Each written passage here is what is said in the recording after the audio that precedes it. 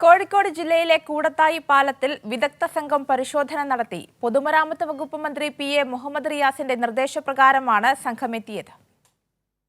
കൊയിലാണ്ടി എടവണ്ണ സംസ്ഥാന പാതയിലെ കൂടത്തായി പാലത്തിന്റെ അപകടാവസ്ഥ വിലയിരുത്തുന്നതിനാണ് കേരള ഹൈവേ റിസർച്ച് ഇൻസ്റ്റിറ്റ്യൂട്ടിലെ വിദഗ്ധ സംഘം പരിശോധന നടത്തിയത്. പൊതുമരാമത്ത് വകുപ്പ് മന്ത്രി PA മുഹമ്മദ് റിയാസിന്റെ നിർദ്ദേശപ്രകാരമായിരുന്നു സംഘം എത്തിയത്. പാലത്തിന്റെ സ്ലാബുകൾക്കിടയിൽ ചെറിയ നീക്കം കാണുന്നുണ്ടെന്നും വലിയ കേടുപാടുകൾ ഇല്ല എന്നും നിലവിൽ വാഹനങ്ങൾക്ക് കടന്നു പോകാമെന്നും പരിശോധനയ്ക്ക് നേതൃത്വം നൽകിയ KHRA deputy director JSD Soni പറഞ്ഞു. അറ്റകുറ്റപ്പണികളിലൂടെ നിലവിലെ പ്രശ്നങ്ങൾക്ക് പരിഹാരം കണ്ടെത്താനാകും. പൊതുമരാമത്ത് പാലം വിഭാഗത്തിന്റെ നേതൃത്വത്തിൽ കൂടുതൽ പരിശോധനകൾ നടത്തി ആവശ്യമായ നടപടികളും സ്വീകരിക്കും. സംസ്ഥാനപാതയിൽ താമരശ്ശേരി ഓമശ്ശേരി പഞ്ചായത്തുകളെ ബന്ധിപ്പിക്കുന്ന കൂടത്തായി പാലത്തിലും തൂണിലും വിള്ളലുകളും കുഴികളും രൂപപ്പെട്ട് അപകടാവസ്ഥയിലാണെന്ന വാർത്തകൾ പ്രചരിച്ചിരുന്നു.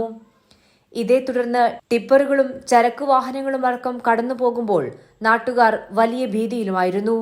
ഈ സാഹചര്യത്തിലാണ് സംഘം പരിശോധനയ്ക്കായി എത്തിയത്.